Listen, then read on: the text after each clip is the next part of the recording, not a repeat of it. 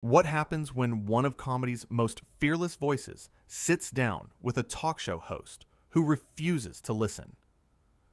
In just 47 seconds, a simple question turns into an explosive confrontation that ends with a guest walking off set, leaving the entire panel speechless and the audience in complete shock.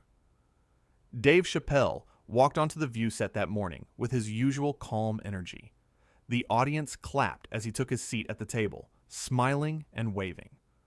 Whoopi Goldberg sat at the head of the table, with Sunny Hostin to her right, Joy Behar next to her, and Sarah Haynes and Alyssa Farah Griffin filling out the rest of the panel. "Welcome, welcome," Whoopi said, gesturing for everyone to settle down.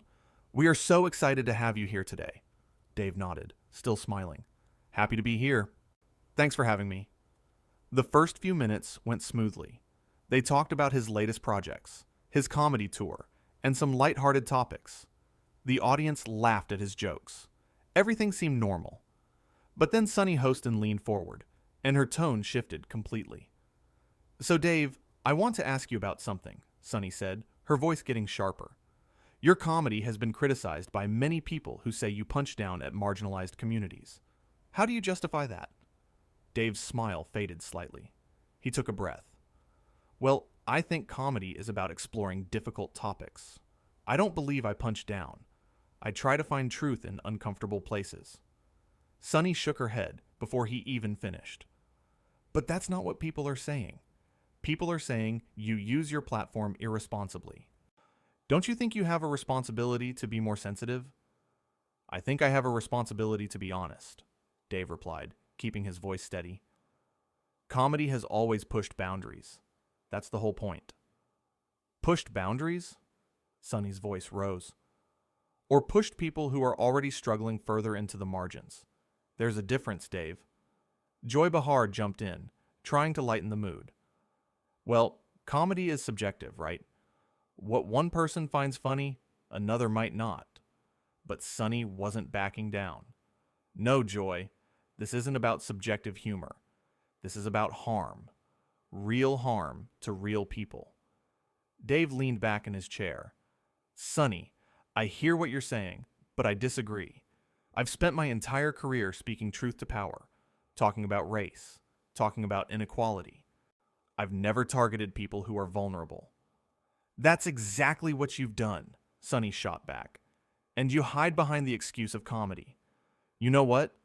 I think you've become exactly what you used to criticize. You've become the establishment." The audience gasped.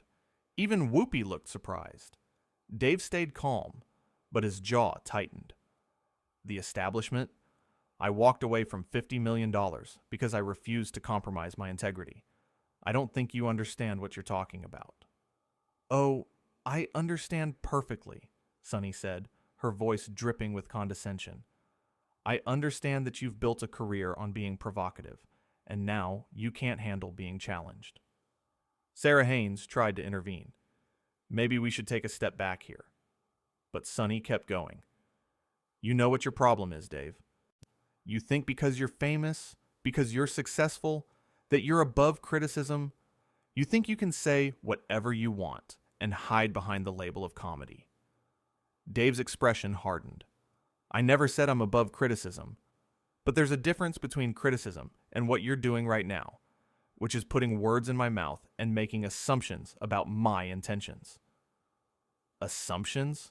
Sunny laughed, but it wasn't a friendly laugh. "I'm basing this on your actual work. Your actual words." Whoopi finally stepped in. "Okay, let's take a breath here." But Sunny ignored her. "You want to know what I really think? I think you're a coward. I think you target people who can't fight back because it's easy, and then you play the victim when anyone calls you out." The studio went completely silent. You could hear people in the audience shifting in their seats. Dave stared at Sunny for a long moment. When he spoke, his voice was quiet but firm. "You just called me a coward on national television, without knowing me, without understanding the context of my work or my life. You made a judgment about who I am as a person based on your interpretation of my art. I made a judgment based on your actions, Sonny replied, not backing down even an inch. Alyssa Farrah Griffin spoke up, her voice cautious. Sonny, maybe that was a bit harsh. Was it? Sonny turned to Alyssa. We sit here every day talking about accountability, about holding people responsible for their words and actions. Why should Dave Chappelle get a pass? Dave shook his head slowly. I'm not asking for a pass. I'm asking for a conversation, not an ambush. There's a difference between a discussion and what you're doing. An ambush? Sonny's voice went up another notch. You came on a talk show. We talk. That's what we do. If you can't handle tough questions, maybe you shouldn't be here. Tough questions are fine, Dave said, his patience clearly wearing thin. But you're not asking questions. You're making accusations and attacking my character. Joy tried again to calm things down. Let's all just take a moment. But Sonny was on a roll. You know what? This is exactly what I expected. A man who dishes it out but can't take it. You've made millions making fun of everyone else, but the second someone challenges you, you fall apart. Fall apart? Dave repeated, his voice rising for the first time. I'm sitting here calmly trying to have a conversation while you insult me repeatedly. And how is that falling apart? Because you're deflecting, Sonny said. You won't address the actual harm your comedy causes. You just want to talk about your intentions and your integrity? Whoopi raised her voice. Sonny, I think we need to move on. Sonny ignored her completely. No, Whoopi. This is important. We have a responsibility to our audience to ask these questions. Dave leaned forward, looking directly at Sonny. Let me ask you something. Have you ever actually listened to one of my specials? All the way through? Or did you just read headlines and make up your mind? Sonny's face flushed. I don't need to watch every second of your work to understand the impact it has. That's exactly my point, Dave said. You're judging me without the full context. You're doing exactly what you're accusing me of doing. That's completely different, Sonny snapped. How? Dave asked. How is it different? Sonny paused, then pivoted. Because I'm not the one with the massive platform. I'm not the one with millions of fans who hang on my every word. You have power, Dave. Real power. And you use it irresponsibly. Sarah Haynes jumped in. I think what Sonny is trying to say is that with great reach comes great responsibility. Dave nodded at Sarah. I agree with that completely. But responsibility doesn't mean silence. It doesn't mean I can't talk about difficult subjects. Sonny rolled her eyes. There you go again, playing the victim. Poor Dave Chappelle, so silenced, so oppressed. Alyssa looked uncomfortable. Sonny, come on. No, Alyssa, Sonny said.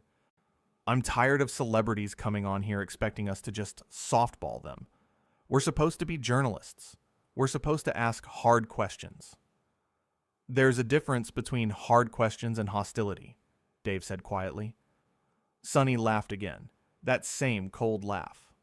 Hostility? You haven't seen hostility. You've faced actual criticism for the first time in years, and you can't handle it. Joy Behar looked at Whoopi, clearly wanting her to step in. Whoopi tried again. I think we should take a commercial break. Why? Sonny asked, turning to Whoopi. Because it's getting uncomfortable? Good.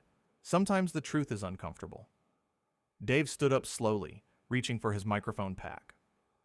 What are you doing? Sonny asked. I'm leaving, Dave said simply, unclipping his microphone. Oh, perfect, Sonny said, her voice dripping with sarcasm. Run away! That's exactly what I expected. Dave stopped and looked at her. I'm not running away. I'm choosing not to participate in whatever this is. You invited me here for a conversation, but you clearly just wanted someone to attack. I wanted accountability, Sonny said. No, Dave replied, shaking his head. You wanted a target. You made up your mind about me before I even sat down. This was never going to be a fair conversation. Whoopi stood up. Dave, please, let's just take a breath. Dave looked at Whoopi, and his expression softened slightly. Whoopi, I respect you. I always have. but I can't sit here and be disrespected like this. I've been called a coward, told I'm a sellout, accused of harming people. All because this one person," he gestured to Sunny, "decided she knows everything about me based on her own biased interpretation." Sunny stood up too. "Biased? I'm biased for calling out harmful behavior?" "You're biased because you refuse to even consider that you might be wrong," Dave said. "You won't listen. You won't have an actual dialogue. You just want to lecture and condemn." "Because what you do is condemnable," Sunny fired back. The audience was completely silent now. Some people looked shocked. Others looked angry. A few were recording on their phones. Dave put his microphone on the table. "You know what the saddest part of this is? I actually came here in good faith. I thought we could have a real conversation about comedy, about art, about the difficult balance between free expression and sensitivity. But you never wanted that conversation." "Don't you dare," Sunny said, her voice shaking now with anger. "Don't you dare turn this around on me. You're the one who makes harmful content. You're the one who refuses to take responsibility." "Responsibility for what?" Dave asked, his voice rising to match hers. "For making people laugh? For talking about my own experiences? For refusing to be silent about things that matter to me?"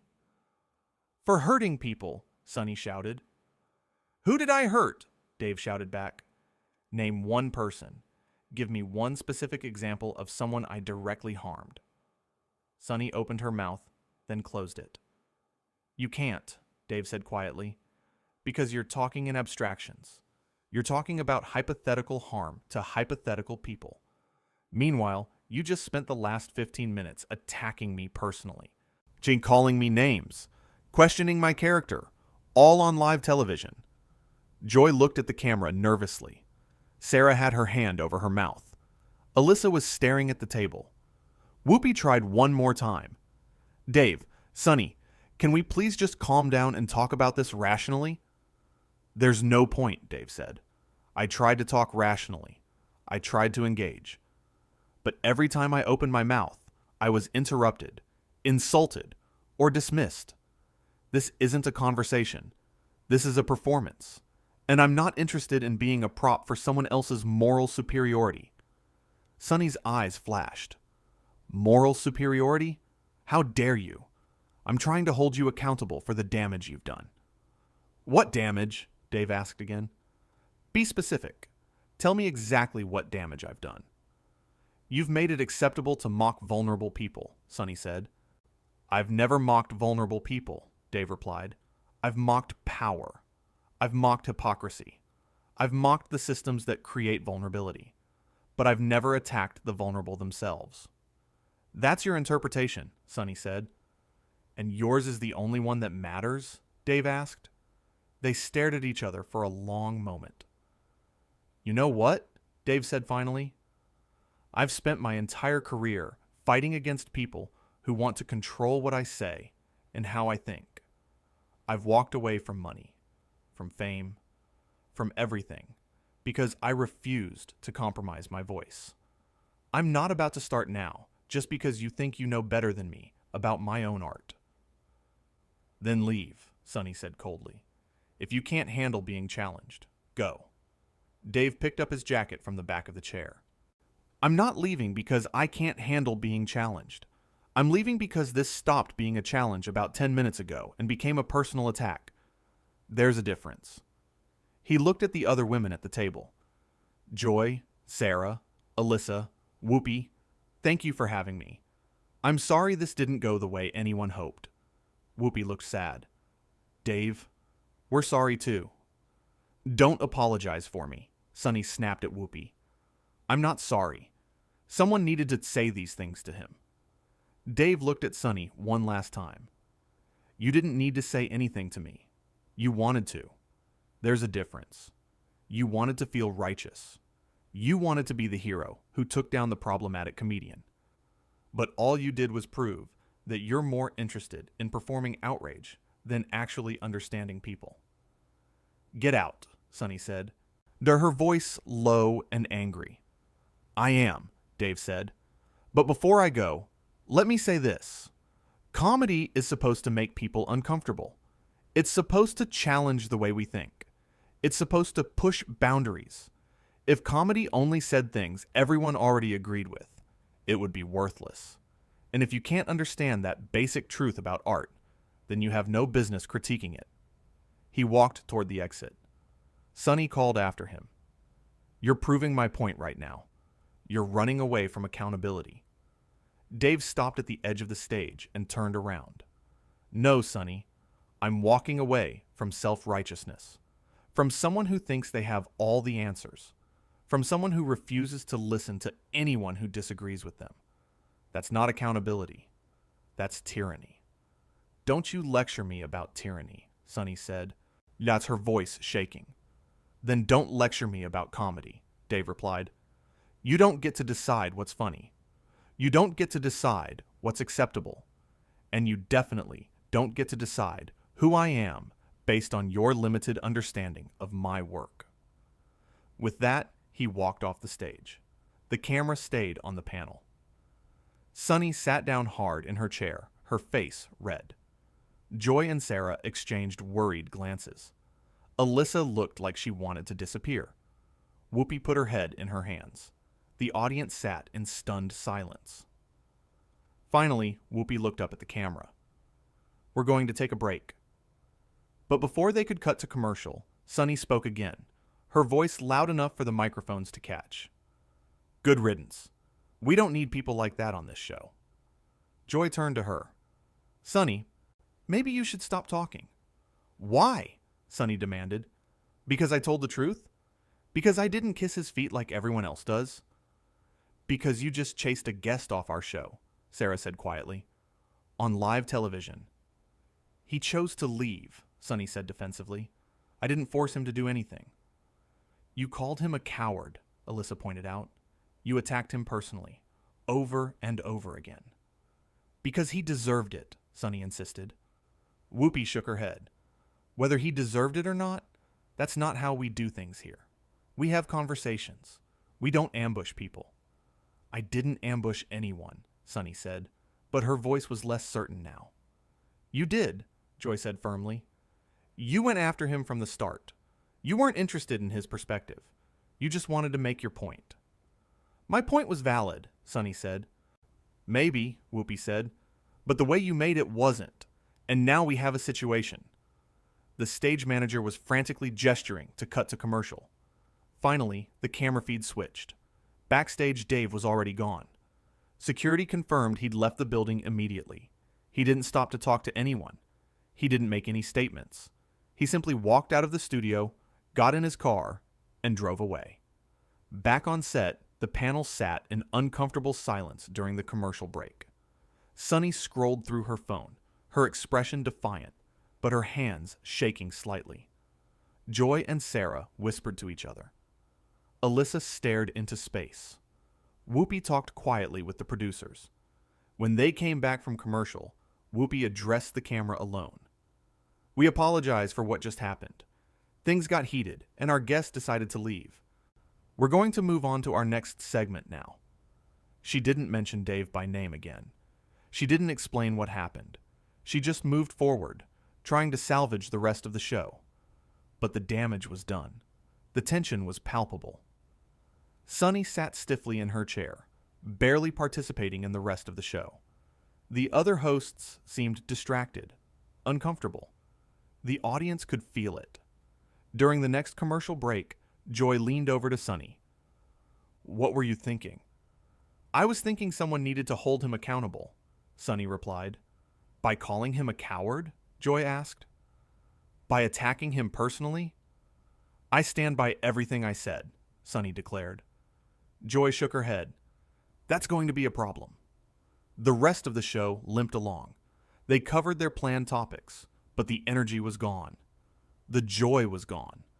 Everything felt forced and fake. When the show finally ended, the panel dispersed quickly.